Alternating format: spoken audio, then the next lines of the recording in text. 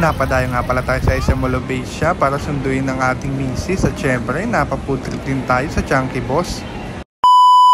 At ayun nga, medyo ginabi na tayo pagdating sa Molobasia kasi galing pa tayong Calamba, Laguna, kaya nagutom na tayo, kaya diretso food trip na tayo. Recta counter na nga pala tayo dyan at syempre sabay pili at kuha ng menu para maka-order at talagang gutom na tayo. At ang napili nating food trip dito sa Chunky Boss Taiwan Fried Chicken Champ, Molobasia Branch Level 3 Entertainment Mall. Open sila Monday to Sunday 10 AM to 10 PM. Maayos at malinis din ang kanilang dining area.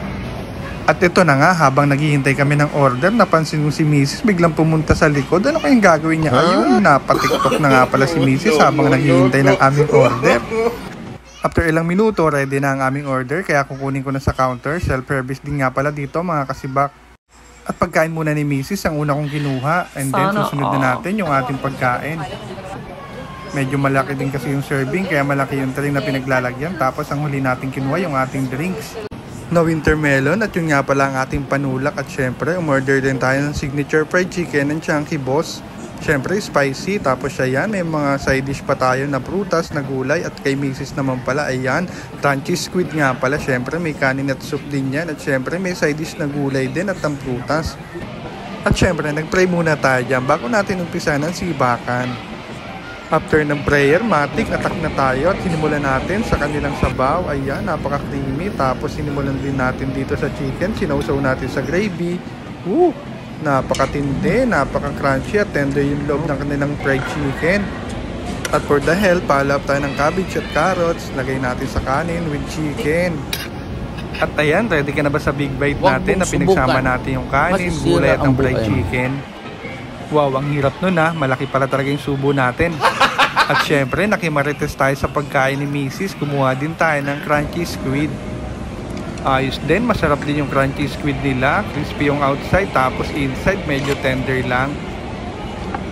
Tapos ayan, at this moment, talo-talo muna kami ni Mrs. kasi talagang gutom kami. Talagang mahaba din yung araw na yan kasi galing sa opisina si Mrs. Ako naman galing pang Calamba, Laguna.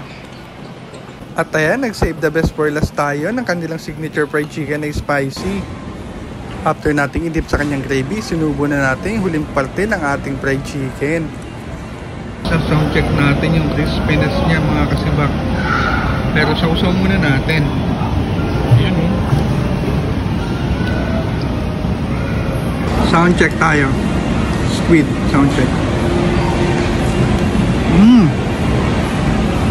After natin sa kanin at fried chicken, ito namang side dish na prutas ang kakainin natin. Orange at syempre yung apple. For the health yarn. At dahil late food trip na ngayong ginawa natin, yung ating drinks na winter melon, ininom na lang natin habang naglalakad. Pero goods na rin yung food trip natin sa Chunky Boss. Kaya naman, kung natakam ko kayo, huwag kalimutang i-follow, i-like at i-share. Maraming salamat.